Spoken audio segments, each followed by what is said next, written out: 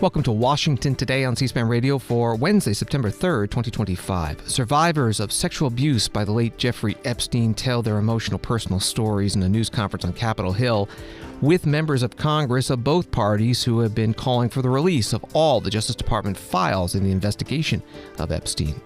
President Donald Trump again calling that effort on the Epstein files a Democratic hoax meant to detract from his administration's policy successes. White House and Trump campaign officials reportedly meet with House Republicans about messaging surrounding the major tax cut and spending cut bill signed into law earlier this year. Bipartisan House members introduce a bill to ban individual stock trading by members of Congress. President Trump says he's now considering whether to surge federal law enforcement in New Orleans before Chicago. Nigel Farage, leader of Great Britain's right-wing Reform Party, testifies before the U.S. House Judiciary Committee about what he says is an unreasonable restriction of online free speech in his country. And a Congressional Gold Medal awarded to the Harlem Hell Fighters, the African-American Army Infantry Regiment that spent 191 straight days in combat during World War I, more than any other American military unit. The Washington Post reports that victims of convicted sex offender Jeffrey Epstein appeared in a news conference on Capitol Hill on Wednesday, offering at times emotional stories about the abuse they endured as they advocated for legislation to compel the Justice Department to release more documents related to its investigation. Thomas Massie, Republican of Kentucky, and Ro Khanna, Democrat from California, are collecting signatures to try to force a floor vote on the measure. On Tuesday night, the House Oversight and Government Reform Committee released 33,295 pages of documents, but they appear to mostly contain information that was already in the public domain. A group called Stand With Survivors held a rally on Capitol Hill before the news conference. That was from the Washington Post. Here is one survivor's story. My name is Annie Farmer, and I was 16 years old when I was flown to New Mexico to spend a weekend with Epstein and Maxwell. That same year, 1996, my sister, Maria Farmer, reported what happened to me there, along with reporting her own assault at their hands and their theft of sensitive photos of herself, of me, and our younger sister that she had taken for her work as a figurative painter. I am now 46 years old. 30 years later, we still do not know why that report wasn't properly investigated, or why Epstein and his associates were allowed to harm hundreds, if not thousands, of other girls and young women. We have never been told whether those images were found when they discovered a large amount of child sexual abuse material on his property. As a psychologist, I understand that when the systems meant to protect us recreate the abuse cycle, the betrayal that occurs can be just as damaging as the original trauma. This happens when survivors of these crimes are not believed, when our well-being is not weighed as heavily as those who have more resources or more privilege, and when perpetrators of these crimes are given a platform rather than the survivors of them. For so many years, it felt like Epstein's criminal behavior was an open secret. Not only did many others participate in the abuse, it is clear that many were aware of his interest in girls and very young women and chose to look the other way because it benefited them to do so. They wanted access to his circle and his money. Their choice to align with his power left those of us who had been harmed by this man and his associates feeling very isolated. I could never have imagined being here today and this chorus of support that we have all received. I have been sent so many notes and messages from people with no direct connection to this case who've expressed their solidarity with us. And I believe that is because, in part, as Anushka explained so well, this is an extremely widespread issue of child sexual abuse, of sexual exploitation, of sexual violence. This affects almost every family in some way.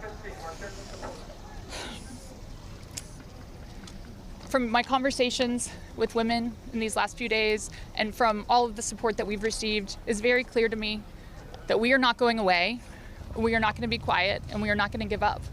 And I ask the American public to stand with us and not give up. At a time with record high levels of distrust in our institutions and a perception that there are two Americas, one for those with power and privilege and one for everyone else, Passing this Epstein transparency bill is one important step that can be taken to prove to Americans that the government does not side with sexual perpetrators.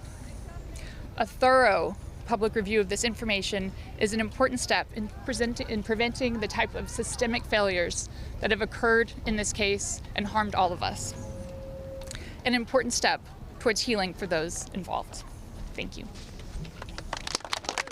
Annie Palmer, one of a half dozen abuse survivors of the late Jeffrey Epstein and his former associate, Ghislaine Maxwell, at a news conference today on Capitol Hill with members of Congress. BBC News reporting on this. Marina Lacerda spoke publicly for the first time about her abuse from the age of 14 to 17. Originally from Brazil, she was working 3 jobs to help her family when she found out about a $300 job to give an older guy a massage. But her dream job became her worst nightmare, she said. Jenna Lisa Jones recounted her fear when she was abused at the age of 14. I had never been more scared in my life than I was that first time that he hurt me. And Haley Robson, who was 16 when her abuse began, recounted how Epstein then forced her to bring more young girls to him from her high school to give him massages. She was then treated as a criminal, she said. That was from the BBC News article. A reporter at the news conference asked about President Donald Trump's reaction to calls to release all the Justice Department files in Jeffrey Epstein case. You're going to hear Haley Robson's response. The president has said that this Epstein issue is a hoax, is the words that he used. Can we get your reactions to what you think when you hear him say that? I'll answer that. Mr. President Donald J. Trump, I am a registered Republican, not that that matters because this is not political. However, I cordially invite you to the Capitol to meet me in person so you can understand this is not a hoax. We are real human beings. This is real trauma. What does it feel like emotionally to hear that? Devastating. It's being gutted from the inside out.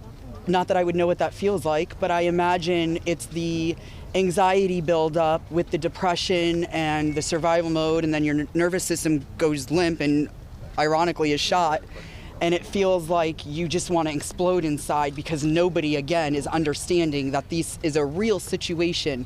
These women are real. We're here in person. To say that it's a hoax is just not... Please humanize us. I would like Donald J. Trump and every person in America and around the world to humanize us, to see us for who we are and to hear us for what we have to say. There is no hoax. The abuse was real. Now, what goes on behind closed doors, I can't speak for that. What happens around the world politically, I cannot speak for that.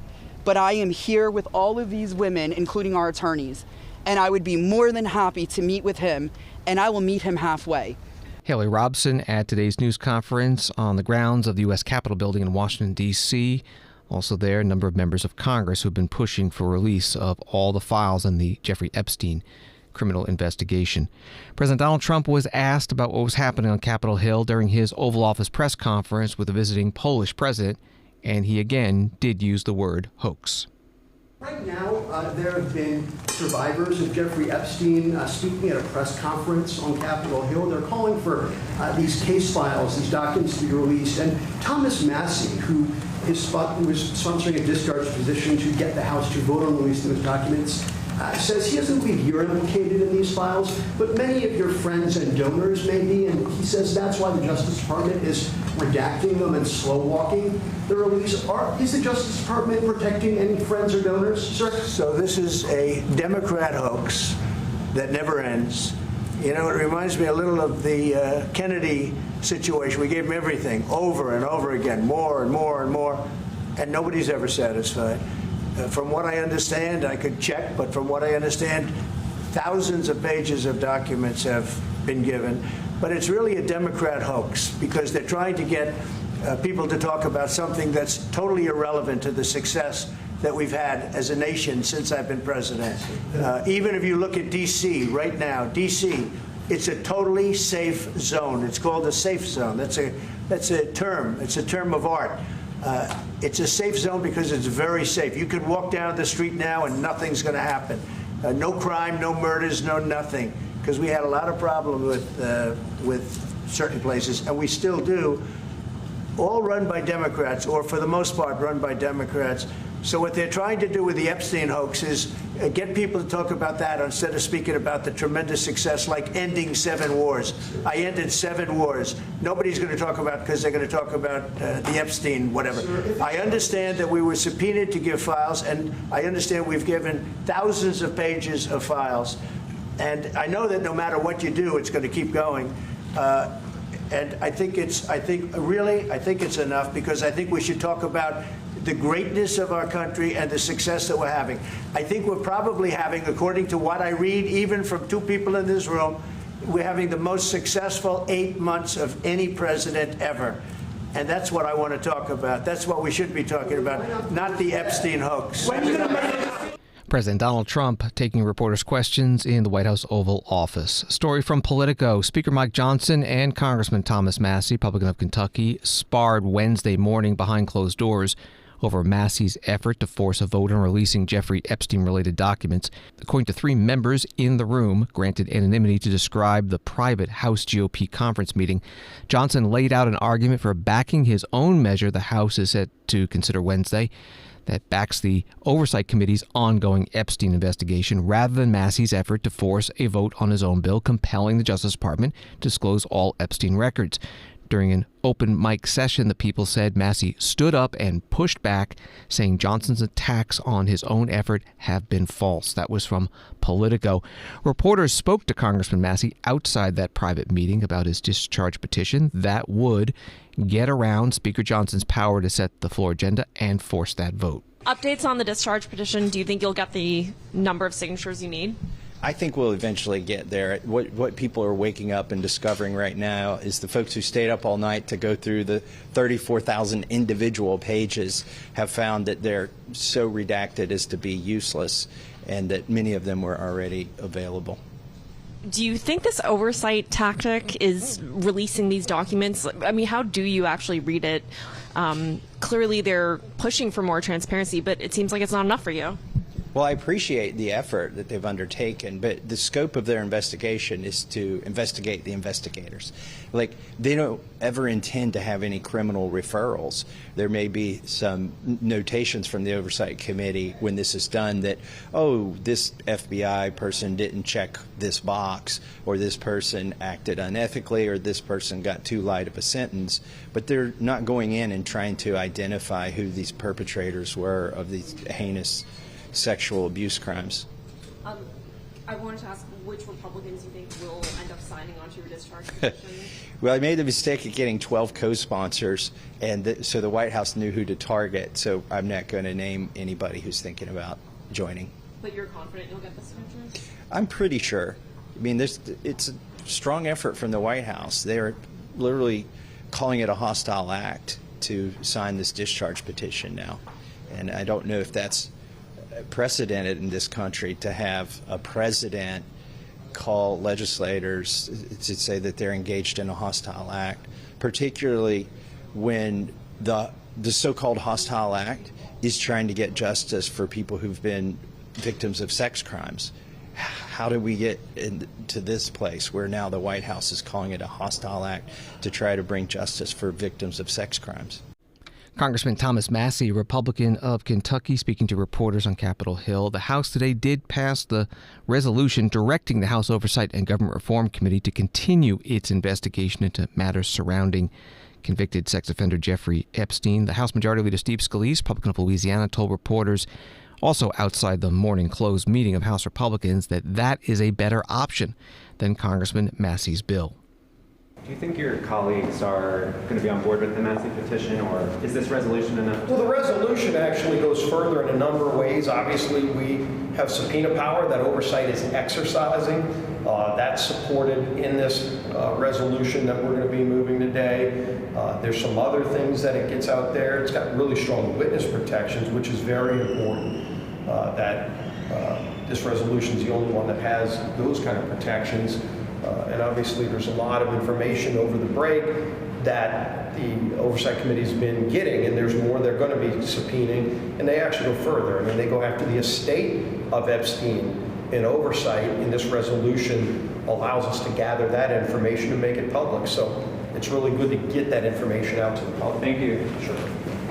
House Majority Leader Steve Scalise, Republican from Louisiana, speaking to reporters this morning. The House passed that resolution formally authorizing the House Oversight Committee to continue its investigation on Jeffrey Epstein. It was part of a resolution that set rules for debate for 5 other bills, and the vote on the whole package was 212 yes, 208 no, 1 voting present. Congressman Robert Garcia, a Democrat from California, ranking member on the Oversight Committee, spoke today with an online journalist about why he is calling for the release of all investigative files dealing with Jeffrey Epstein. This is a huge cover-up. These women, at the time, many of them were girls, are experiencing horrific trauma. They're telling us right now to release all the files. They're telling the president and Republicans to sign on to this petition, this discharge petition, to get the files all released. But Republicans are refusing to do so. So why are we involved in this cover-up? What is Donald Trump hiding? It's important for people to remember that the Attorney General has told Donald Trump that he's in the files. We know this has been widely reported. We need to know where he's in the files, what the information says, and who was involved in this horrific trafficking of young girls. There's a lot of connections that go back to Florida, that go back to Palm Beach, that go to this trafficking ring of young girls. That's what we need to investigate and ensure that we do everything we can to protect future people and women from being trafficked, but also to get justice for these people. Congressman Robert Garcia, Democrat from California, ranking member on the Oversight Committee, part of an interview with the online content creator Aaron Parnas. From Axios, Jeffrey Epstein survivor Lisa Phillips suggested Wednesday that victims of the convicted sex offender are contemplating publishing a list of people involved in their abuse if the Justice Department doesn't make more documents public. Phillips told reporters at the Capitol Hill press conference, several of us Epstein survivors have been discussing creating our own list of names. We know the names. Many of us were abused by them. Phillips said the list will be compiled by survivors and for survivors, and the public should stay tuned for more details. That was from Axios. This is Washington Today. Story from The Hill. President Trump's top political and messaging lieutenants are telling House Republicans to refer to his signature tax cut and spending cut legislation as the Working Families Tax Cut rather than the One Big Beautiful Bill Act ahead of the midterms. Press Secretary Caroline Leavitt, Trump 2024 political director James Blair, and Trump 2024 Chief Pollster Tony Fabrizio briefed members and staff on the messaging strategy Wednesday morning. Congressman Jake Elzy, Republican of Texas, said after the briefing, Working Families Tax Cut, that's what we're calling it. He said Republicans are moving away from using One Big Beautiful Bill because it doesn't say enough about the legislation praising the work of Trump's team. That was from The Hill. House Speaker Mike Johnson, at a news conference after the meeting, was asked about it. This is a rebranding of the One Big Beautiful Bill to try to go over family tax cut. Is that a sign that you guys are losing the messaging towards the Democrats? The polling is not doing well for you guys, particularly across multiple different polls. What more do Republicans have to do to actually sell it? Yeah, it's not a rebranding, and what we have to do to sell it is tell the truth, and that's the beauty of it, okay? So I'm not surprised that some of the early polling was less than favorable in some areas of the country, because there has been a full-on strategy by, frankly, the mainstream media and the Democrats, of course, to try to misrepresent what's in the bill. If you look at the polls of all the individual provisions of the bill, they're wildly popular. I mean, we did things, there were 80-20 issues in the legislation, and it's going to help everybody. So it's not rebranding. What we encourage everybody to do during the August district work period is go into their districts, do town halls, business roundtables, meet with everybody, constituents, and just take the time to explain what's in it. Because in almost every scenario, literally like 99% of the time, when you explain what's in it, light bulbs go off and people start standing and applauding because they know it's going to help them. Now, here's the other benefit of that. The reason we put it on such an aggressive timetable, which some of the people in this room didn't believe we'd get it done, the reason we had to get it done by the summer is because we wanted everybody to feel the actual effects of this extraordinary legislation before they vote in the midterms. We made a mistake in the first Trump administration. In hindsight, we got the Tax Cuts and Jobs Act done, our reconciliation package then, but we didn't get it done until December. And so people didn't feel the effects before they voted in the midterm, and we lost our majority.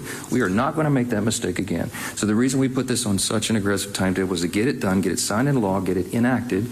The relief is already being felt, as you're testified to today, and it will be felt in great effect by everyone when they go vote. So that huge demographic shift that we saw in 2024 in the election, We will hold those new demographics, new people who came in the party, because we have demonstrated for them they made the right decision.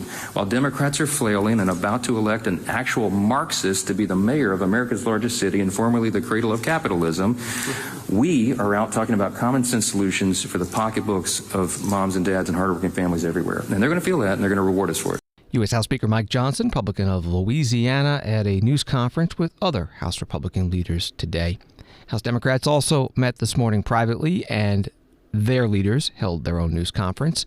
The House Democratic Caucus Chair, Pete Aguilar of California, was asked about the rebranding of the One Big Beautiful Bill. I wonder if you could just react to what Vice Chair Lieu mentioned earlier in the presser about this rebrand by Republicans of they were calling it One Big Beautiful Bill. Now they're calling it the Working Families Tax Cut. Do you see that as a surrender on where the sentiment is about that bill right now? I mean, what Republicans don't understand is it's not the language, it's not the title of the bill that people are objecting to. It's the substance. It's that this is bad policy, and people see through that. There's not enough lipstick you can put on this pig to make that any better looking. That's the concern that the American public has. And so after months and months touting their one big ugly bill, now they want to pivot. They can send J.D. Vance across the country. They can spend millions of dollars on a marketing campaign. It's not going to change the fact that over 15 million people are going to lose their health care coverage as a result of their bill. It's not going to change the fact that energy costs are going to rise. Premiums, health care premiums are going to rise very soon to the American public as a result of their bill. It's scary and it's shocking that they feel changing some of the language associated with it is going to give them a lifeline, but that's just not the case. Congressman Pete Aguilar of California, the House Democratic Caucus Chair, at a news conference on Capitol Hill.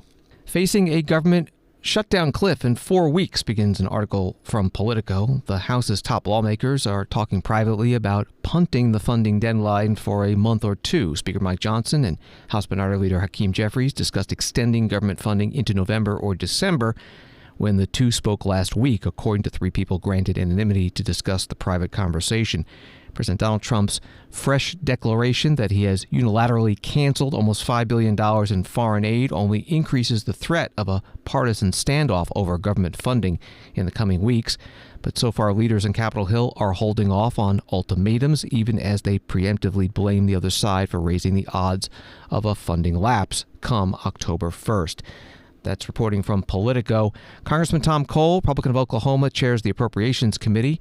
He told reporters this morning that a short-term extension called a continuing resolution, or CR, is likely.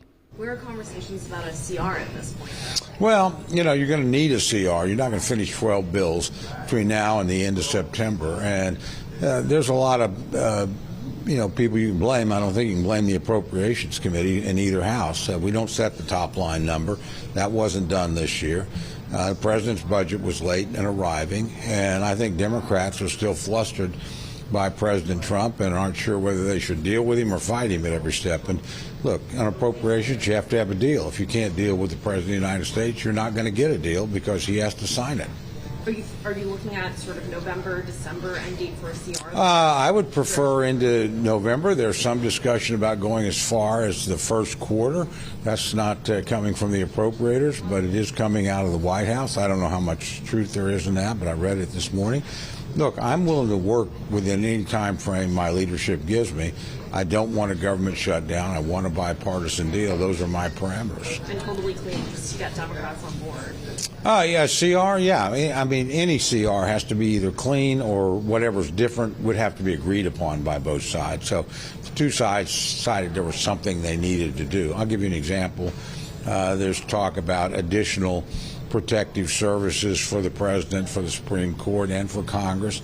And given the volatility of the times, that might be something people want to do. But the point is, it would have to be something that's agreed upon. You can't jam either side here. It's got to be a bipartisan deal, or the government will shut down. And I don't think that's a good thing for anybody concerned, and certainly not a good thing for the country. Congressman Tom Cole, Republican of Oklahoma, chaired the Appropriations Committee, speaking to reporters this morning. The Senate Minority Leader Chuck Schumer, Democrat from New York, was asked at a news conference today on Capitol Hill if Senate Democrats will provide any votes needed to pass the CR to avert a government shutdown. Do you expect to put up a tougher fight this time than you did in March when you took criticism in your party for voting? The bottom line is very simple. We Democrats want a bipartisan bill, and we are pushing the Republicans very hard to do it. We're on our front foot. We're unified. We're strong on health care. They're all divided and fighting with each other. Yes. Could I just add one thing that's different from back then? Donald Trump at the beginning of this year was 9 points up. He's 9 points under. And because of Chuck's work and others in our caucus, we have people who have risen to this moment like Governor Cooper in North Carolina and like Sherrod Brown in Ohio, and who are deciding to run because they believe they can win and they're patriots. And on the other side, you have people that are literally stepping out of the ring. And so it is a very different situation, and they know it. It's much different than last time. We are on our front foot. People now know, as Amy said, how bad Trump is. His numbers went from 52 to 43. We are unified, and we've been on the same message for months already, since the beginning of July, number two. And number three, we have seen that Trump and vote through pocket rescissions, which they just put forward, and all these other issues, don't really want to obey the budget process. Policy matter. Can Democrats agree to a government funding bill if the White House carries out this pocket rescission, or is that a red line for you? We need a bipartisan proposal to avoid a government shutdown. We are working on it. They are not right now. They're not talking to us. Yes. Then does a bipartisan proposal mean taking pocket rescission off the table? We need a bipartisan proposal where we have real input. Yes. No. Her. Would you be willing to consider a clean CR just for a temporary amount of time? As I said, we are willing to sit down and negotiate a bipartisan proposal with significant Democratic input. So far, they are not. Senate Minority Leader Chuck Schumer, Democrat from New York, at a news conference today with other Senate Democratic leaders, including, you heard, Amy Klobuchar of Minnesota.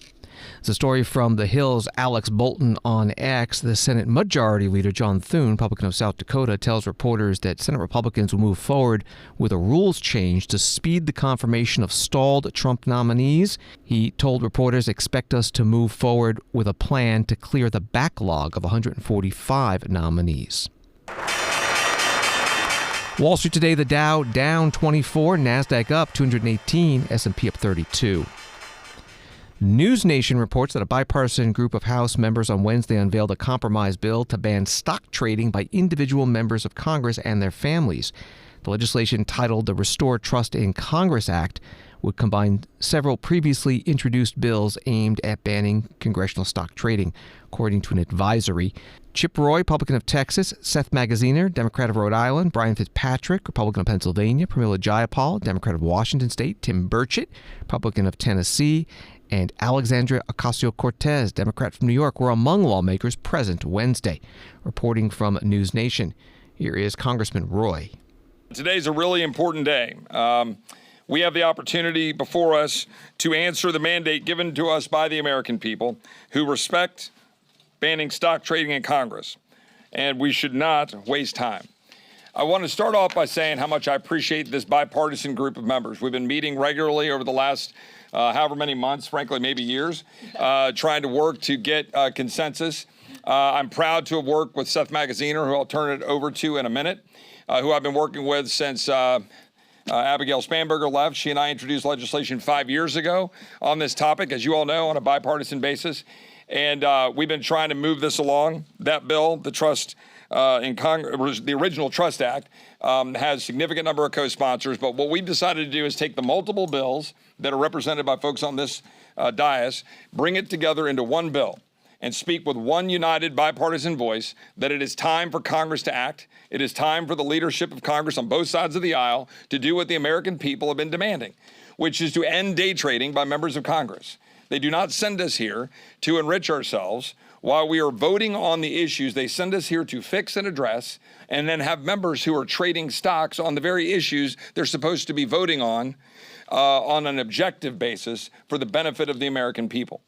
So we're going to have filed today, we have just filed, a bill that we're calling the Restore Trust in Congress Act. And that legislation, which I'll let Seth expand upon a little bit more in detail, takes the best elements of all of our legislation, puts it together to restrict and limit and ban trading of stocks by individual members of Congress. Now, it retains the ability of members of Congress to have their funds in broadly held mutual funds. It allows members of Congress to be able to work through under the rules to do that, but they should not be trading equities, and they should not be enriching themselves on the very issues that they're voting on. Congressman Chip Roy, Republican of Texas, at a news conference with Republicans and Democrats in the U.S. House to unveil their bill. House Speaker Mike Johnson was asked whether this issue will come up for a vote on the House floor. On the congressional stock ban, the question was asked. I'm generally favorable to the policy. There's a couple of different ideas on the table, and we have to build consensus on that because you got to do it responsibly. So some of the ideas that have been put forward, I'm not in love with the details of. But it's generally a policy I've always favored, but we have lots of different opinions on that in the conference and in Congress, so we got to work through it. So that's the intention.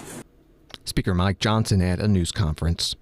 The Democratic leaders of the House and Senate Veterans Affairs Committee held their own news conference today outside the U.S. Capitol to talk about a Veterans Affairs Department proposed rule that would roll back the expansion of abortion services for veterans under the Biden administration. The deadline for public comment is today. Here's Congressman Mark Takano of California, a Democrat. This extreme rule will be detrimental to veterans' health.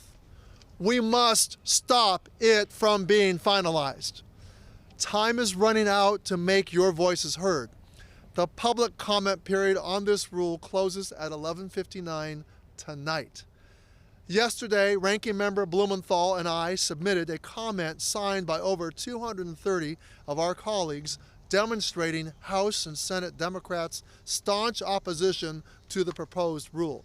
Just 3 weeks ago, almost to the day, we celebrated VA's interim final rule that for the first time provided veterans access to abortion care in instances of rape, incest, and threat to life or health. It also lifted VA's long-standing gag rule, allowing VA providers to discuss abortion with patients who were experiencing unwanted or high-risk pregnancies and pregnancy complications. In the wake of the Supreme Court's Dobbs decision, the 2022 rule ensured that veterans would still have access to abortion care even if they lived in a state that has banned abortion. Now, the very things that we affirmed 3 years ago, veterans' reproductive freedom, access to comprehensive health care, and a system that trusted veterans to make their own health care decisions, are under attack. This is not progress. It is not freedom. And it is not what veterans deserve. Congressman Mark Takano, Democrat from California, chair of the House Veterans Affairs Committee, at a news conference today. The proposed VA rule would still allow abortions in cases where a physician certifies that the life of the mother would be endangered if the fetus were carried to term. There's a CNN article from August 2nd when the proposed VA abortion rule was published that has this quote from the filing from the Trump administration. The stated reason for the expansion was a reaction to a Supreme Court decision, Dobbs v. Jackson Women's Health Organization, that itself was intended to prevent federal overreach and return to states' control over the provision of abortion services. Yet the last administration used Dobbs to do the exact opposite of preventing overreach, creating a purported federal entitlement to abortion for veterans where none had existed before and without regard to state law. That was from the article from CNN. Washington Today continues in a moment. Coming up live Thursday morning at 9:30 a.m. Eastern Time on C-SPAN Radio, Health and Human Services Secretary Robert F. Kennedy Jr. testifies on President Donald Trump's healthcare agenda before the Senate Finance Committee. This hearing is happening following the firing of CDC Director Susan Menarez less than a month into her tenure. Again, listen live at 9:30 a.m. Eastern Time here on C-SPAN Radio, and find all C-SPAN Radio schedule information on our website at cspan.org.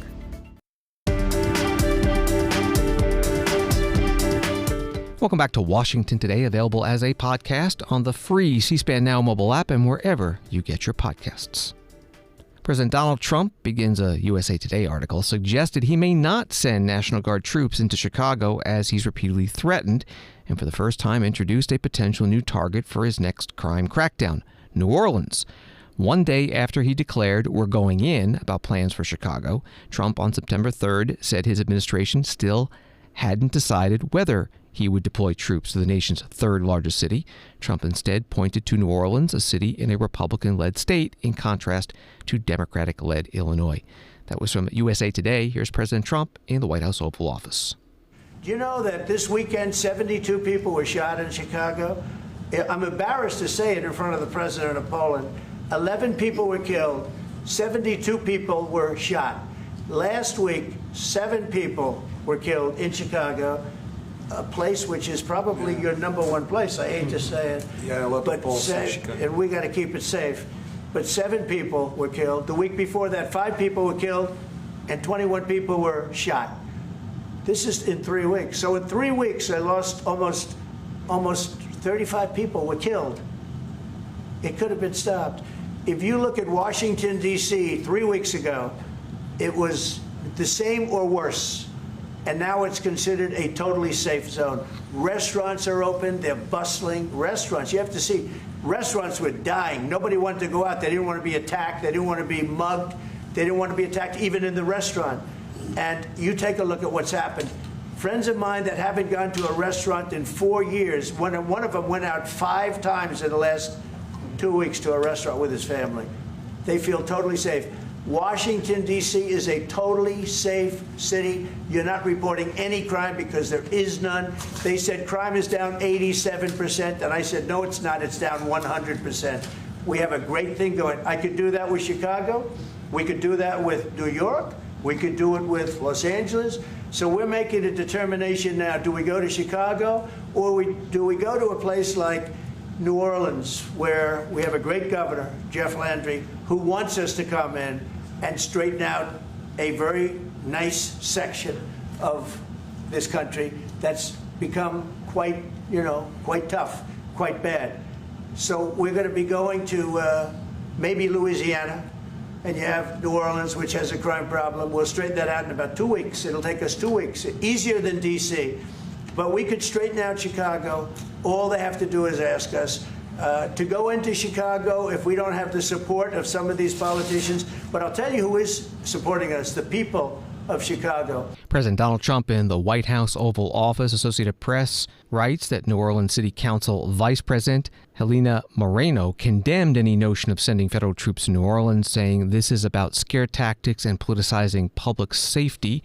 She is the front-runner in the mayor's race, AP notes. She goes on, ultimately leading to the misuse of public funds and resources to attempt to score political points. We cannot allow this, and I will fight to prevent any federal takeover of New Orleans. That was from AP. Also about Louisiana, from USA Today, the Trump administration plans to detain immigrants in the nation's largest maximum security prison, a Louisiana lockup with a notorious history as a prison plantation. Louisiana has played a key role in federal immigration enforcement for years as the state with the second highest number of ICE detention centers outside Texas. The Louisiana State Penitentiary, better known as Angola, stands to become the state's 10th ICE detention site. That was from USA Today. On immigration, from the Washington Post, a federal appellate court ruled Tuesday that President Donald Trump unlawfully invoked a centuries-old wartime law to swiftly deport Venezuelan migrants, blocking one of his administration's most contentious immigration initiatives and teeing up a legal battle sure to end up before the Supreme Court. Again, that was from the Washington Post. U.S. Border Czar Tom Homan asked about this today.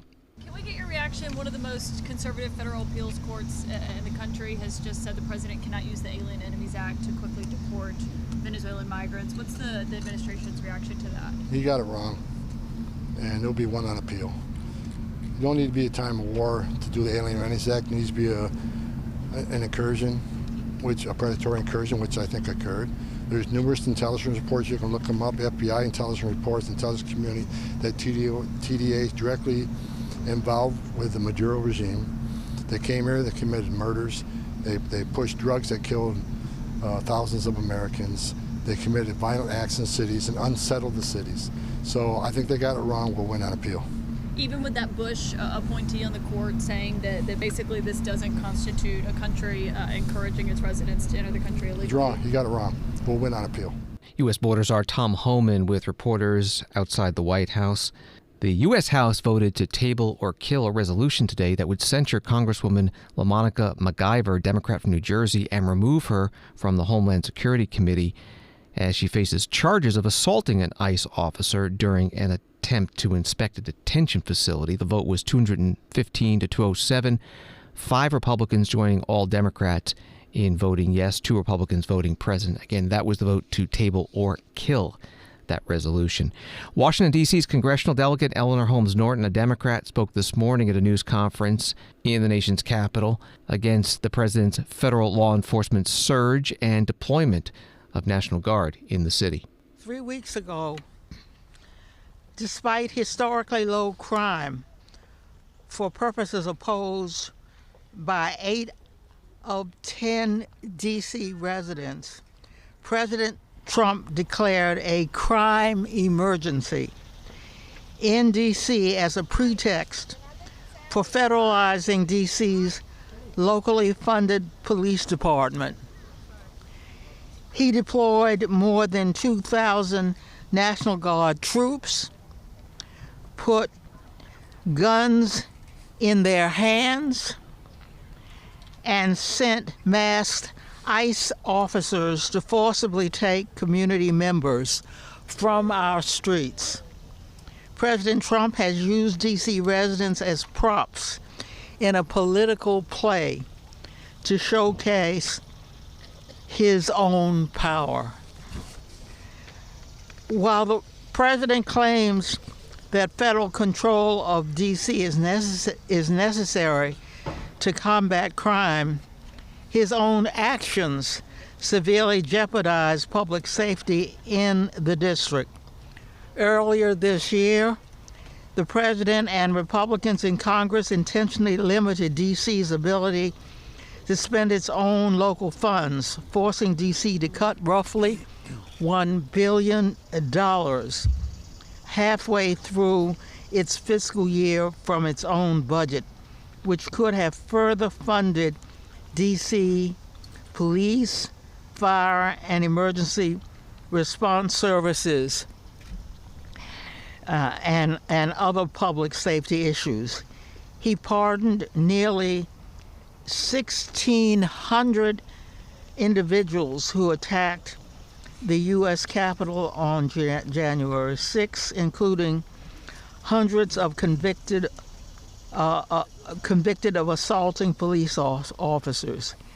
He fired and demoted dozens of D.C.'s most experienced career prosecutors, contributing to a larger backlog of criminal cases in court and denying victims of crime timely access to justice. No emergency exists in D.C. that the president did not create himself. Congressional Delegate Eleanor Holmes Norton, Democrat from Washington, D.C. since 1991, at a news conference with other U.S. House Democrats today on Capitol Hill. She also said, as she has said for decades, that Washington, D.C. should be made the 51st state of the United States. Story from CNN. National Guard troops deployed in Washington as part of President Trump's anti-crime initiative are expected to have their military orders extended through December. A senior official familiar with the planning told CNN the extension, which has not been finalized, is intended to ensure continuity of benefits for service members and their families, not necessarily to signal that the mission will last until the end of the year. Typically, Guard members do not qualify for military benefits like a housing allowance or health care unless they are on active orders for more than 30 days. That was from CNN. And you're listening to Washington Today. From ABC News, President Donald Trump took to his social media platform as Chinese President Xi Jinping, North Korean leader Kim Jong-un, and Russian President Vladimir Putin appeared together in Beijing for China's largest ever military parade on Wednesday. Trump accused Xi of conspiring against the United States as they attended the parade, which marked the 80th anniversary of Japan's surrender in World War II. That was from ABC News. This came up today during the White House Oval Office meeting with the visiting Polish president.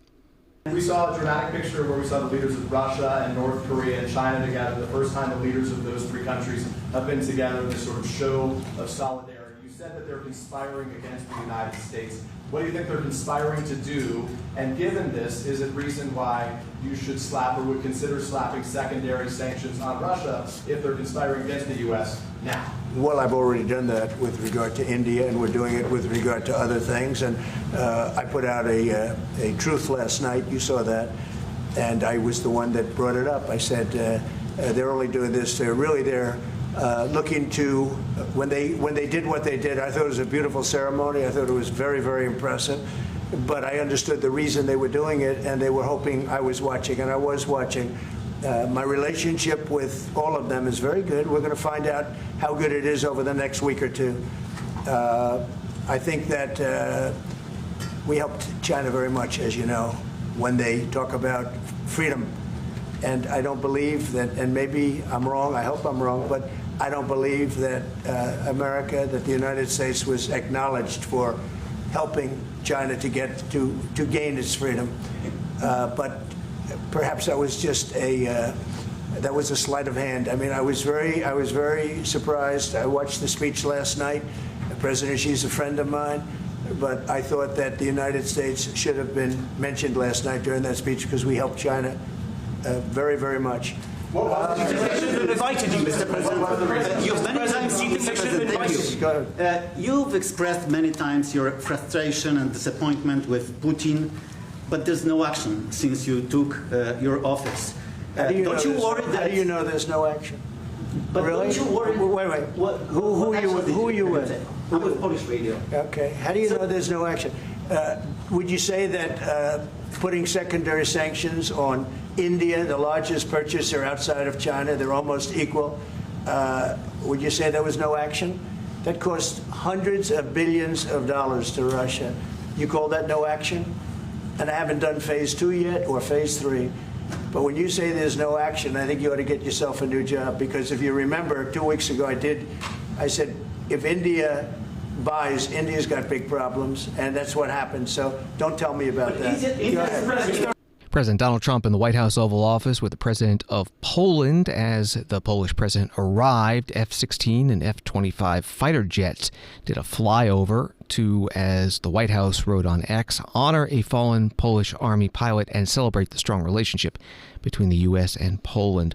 Story from the Moscow Times. Presidents Vladimir Putin and Xi Jinping were caught on a hot mic on Wednesday discussing human longevity in a brief exchange that touched on living to 150 years old and even the prospect of immortality. The unscripted conversation took place right before a military parade in Beijing, which marked 80 years since Japan's surrender in World War II and was flagged by social media users using a state television live stream. Both men are 72 years old. That was from the Moscow Times. From Politico, a U.S. House Judiciary Committee hearing on free speech and tech regulations Wednesday morning quickly turned into a transatlantic political argument about whether online content rules amounted to an attack on Western values. Online safety laws in the European Union and the UK have created an awful authoritarian situation, said Nigel Farage, leader of the UK's right-wing Reform Party, on Wednesday morning. The hearing, hosted by House Judiciary Chair Jim Jordan, Republican of Ohio, marks an escalation in Jordan's war on Europe's tech regulations, part of a years-long effort to pressure Europe into loosening a set of laws that have led to investigations and fines against American tech companies. That was from Politico. Here, as part of the hearing, Congressman Jamie Raskin, Democrat of Maryland, ranking member, questioning Nigel Farage. I wanted to ask you about your commitment to the freedom of speech universally. I think it's a principle that you advocate for everyone, not just for people who are in your party or people you agree with. You said that there should not have been a protest against the Gaza war in the UK. And then when it went ahead, the police refused to shut it down. You called them gutless for not shutting it down. Do you regret having opposed that, given that there was no violence there and there were 700,000 people who wanted to express themselves that day? I have not opposed people standing up and protesting in favor of people living in Gaza at all. There was one particular day, and it was the Sunday nearest November the 11th, which was when we had big memorial services in London And I think a march being allowed to go ahead on that day would have been a mistake. Any other day, fine. Oh, I see. Who gets to decide that?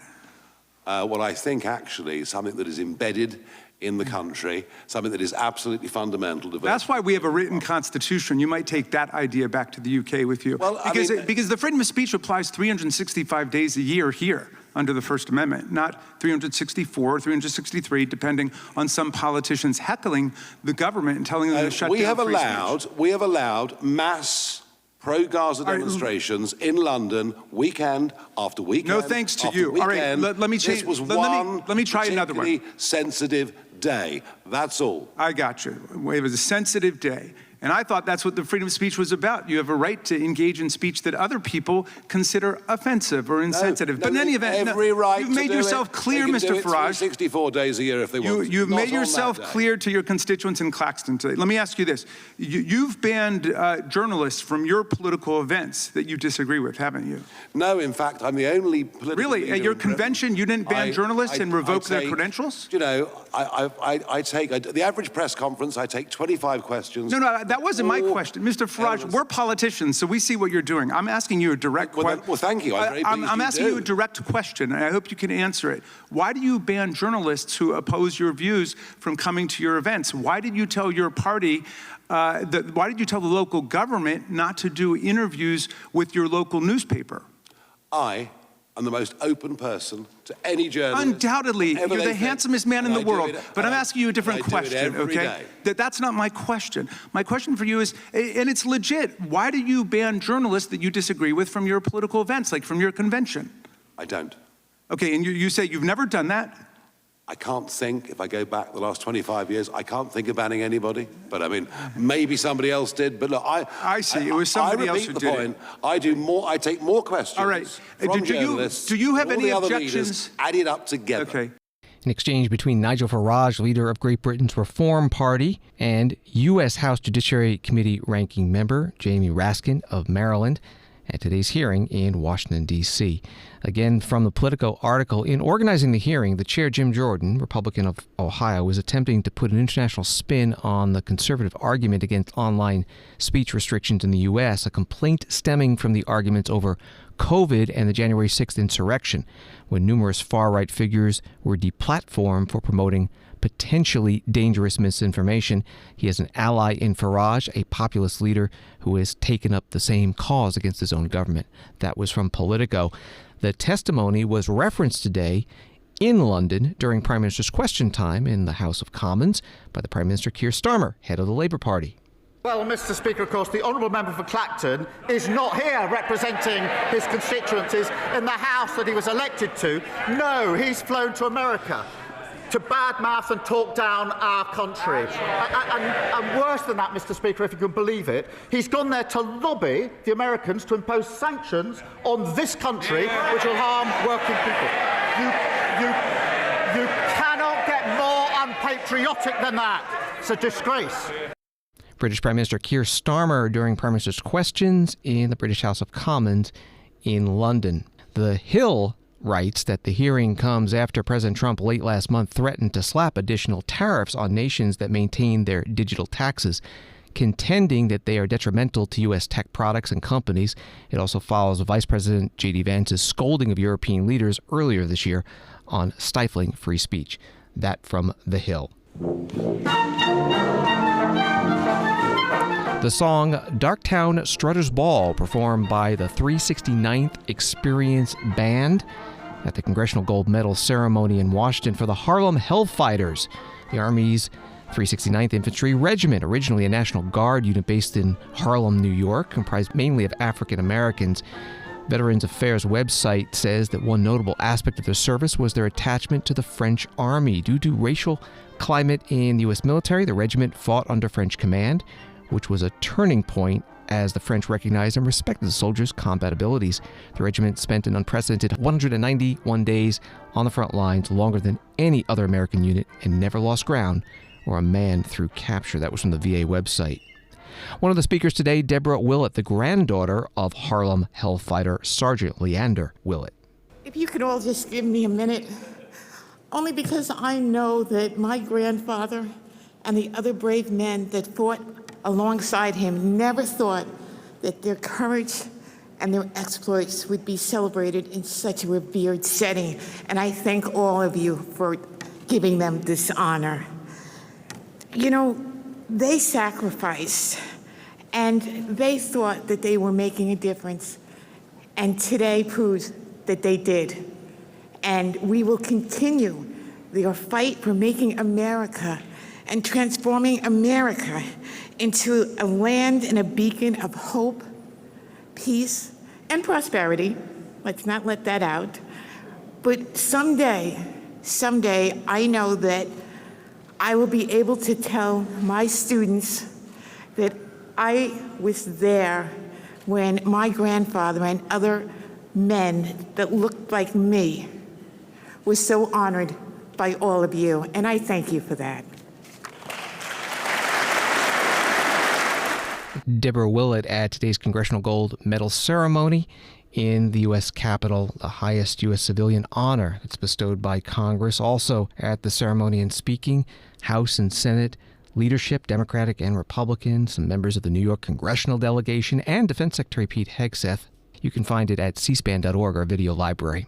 And before we close, we're pleased to share some C-SPAN news with all of you. Beginning this fall, all 3 C-SPAN networks will be available on YouTube TV and Hulu, plus live TV. C-SPAN's availability on these streaming platforms expands access to our network's trusted, unfiltered coverage of U.S. government. We'll update you on the launch date soon. Thanks for watching and listening wherever you follow C-SPAN. Have a good night.